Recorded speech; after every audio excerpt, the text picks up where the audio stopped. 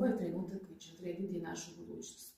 Pokušavaju da nas podele i vlast i svi oni koji ne veruju ni u koga, sem u nekog idealnog kandidata, tako reći nekog mesiju koji će se pojaviti od nekud, bit će savršen i sve će nas izbaviti. Ali znate šta? Mesija ne postoji, idealna politička stranka i kandidat ne postoje, ali zato postojimo samo mi. Svi zajedno na istoj strani. Dobra vest. Građani su se probudili. Studenti su izašli na ulice, ljudi su počeli da se bore za sebe. Pre samo godinu dana toga nije bilo. Pre samo godinu dana ni ovako nešto, ovakvu slobodu i ovako ukidanje straha nismo mogli ni da zamislimo. A to je između ostalog i razlog zbog koga smo pre godinu i nešto više dana, moje bliske kolege i ja, odlučili da zakoračimo na polje politike na lokalu kako bismo na bilo koji način, jer drugi nismo imali u tom trenutku, pokušali da svojim radom i svojim aktivnostima doprinesemo kvalitetu života u našoj opštini Kovačica.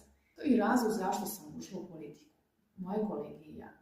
Jer nije bilo drugog načina da zaista utičem na odluke koje se tiču naših života i života naših porodica i sugrađana. Nepoverenje u opoziciju, to samo jača vlast.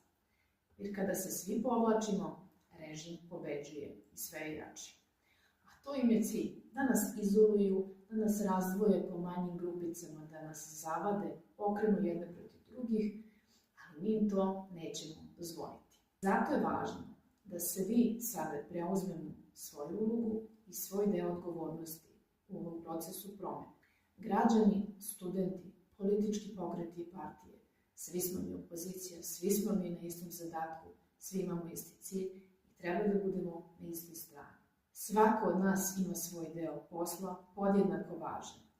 Ovo se ne završava rečima, ne završava se ni šetnjama, već konkretnim političkim potezima. Ovo je trenutak za zajedništvo, za promenu. Da li ste spremni? Okova živeti.